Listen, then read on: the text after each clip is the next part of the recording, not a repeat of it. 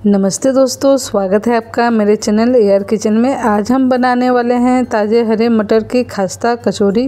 ये बहुत ही खस्ता बन के तैयार होती है, साथ ही ये खाने में बहुत ही ज़्यादा स्वादिष्ट लगती है।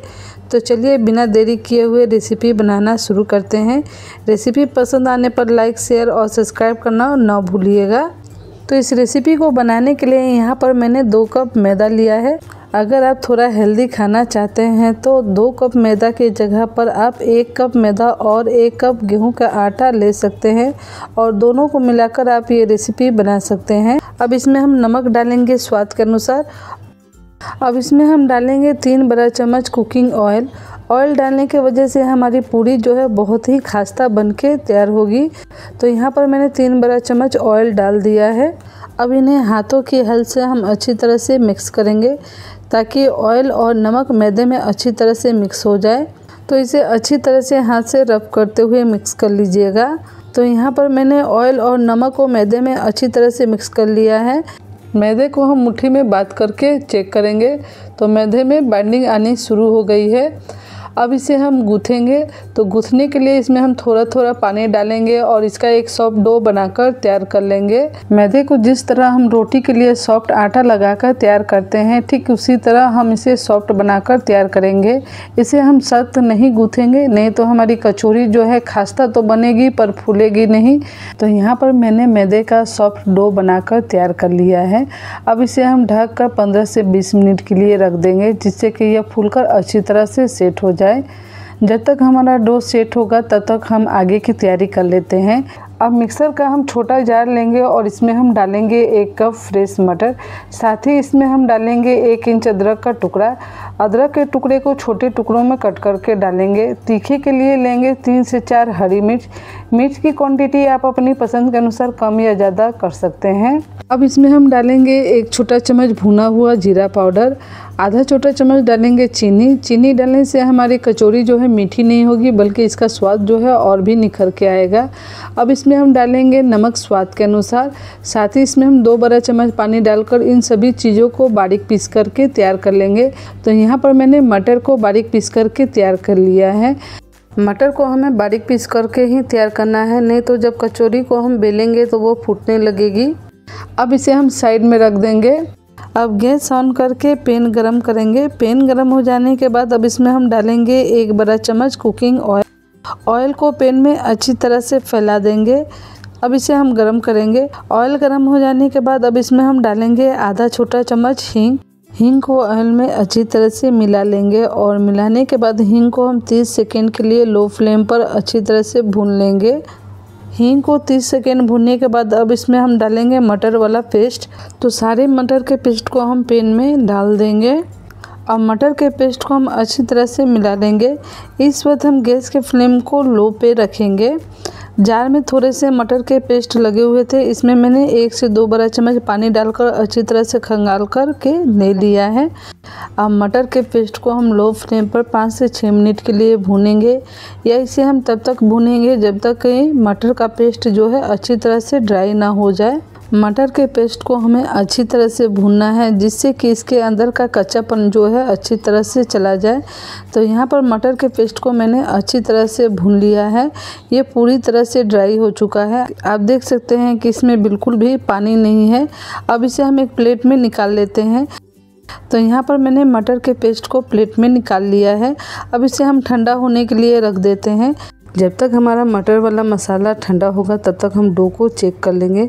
तो यहाँ पर डो जो है अच्छी तरह से फूलकर सेट हो चुका है। डो को हम हाथों से मसल कर अच्छी तरह से चिकना कर लेंगे।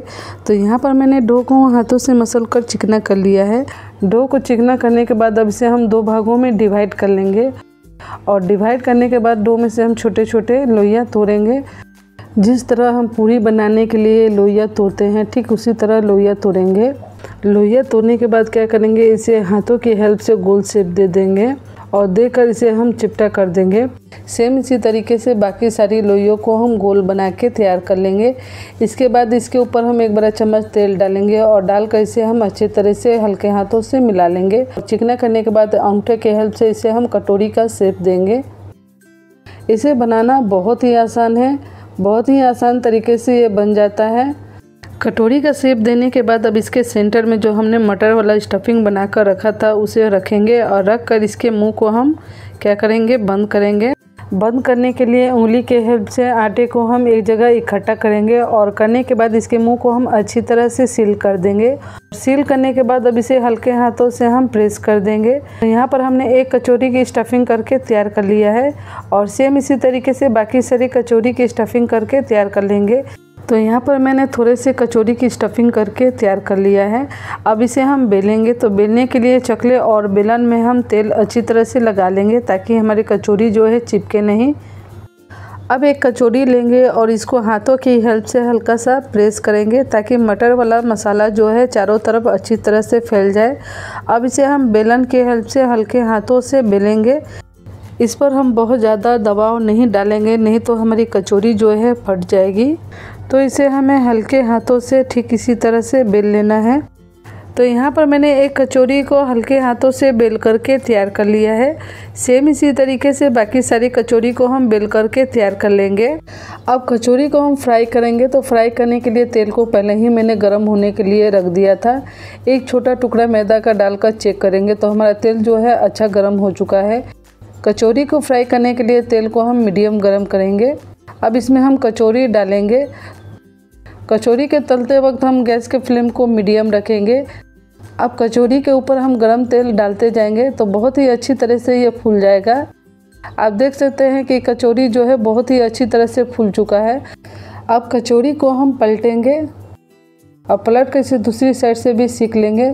जब कचौरी दूसरी साइड से भी सीख जाएगा तो अब इसे उलट पुलट कर दोनों साइड से अच्छा कलर आने तक सेक लेंगे। तो यहाँ पर कचौरी जो है दोनों साइड से अच्छी तरह से सीख चुका है।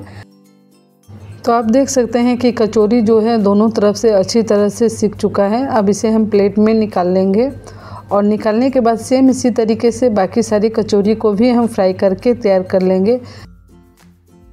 फ्रेंड्स, इस कचौरी की रेसिपी को एक बार मेरे तरीके से ट्राई कीजिएगा तो आपकी कचौरी भी बहुत ही खस्ता, करारी और फूली फूली बनेगी। तो यहाँ पर हमने ये वाली भी कचौरी को फ्राई करके तैयार कर लिया है। इसका भी बहुत ही प्यारा गोल्डन कलर आया है। अब इसे हम प्लेट में निकाल लेंगे और सेम इसी तरीके से बाकी सारी कचौरी को फ्राई करके तैयार कर लेंगे। तो यहाँ पर हमारी मटर की बहुत ही खस्ता करारी पूरी बनके तैयार हो गई है। आप इसके अंदर का टेक्सचर देख सकते हैं। फ्रेंड्स, ये बहुत ही ज़्यादा स्वादिष्ट बनके तैयार हुई है। आप इसे अपने मनपसंद किसी भी चटनी, आलू दम या चना दाल के तड़का के साथ सर्व कर सकते हैं। ये बहुत ही ज़्यादा खाने में स्वादिष्ट लगती है। मेरी रेसिपी आपको कैसी लगी कमेंट करके ज़रूर बताइएगा। रेसिपी अच्छी लगी हो तो मेरे वीडियो को लाइक, शेयर और सब्सक्राइब करना ना भूलिएगा। फिर मिलते हैं नई रेसिपी के साथ।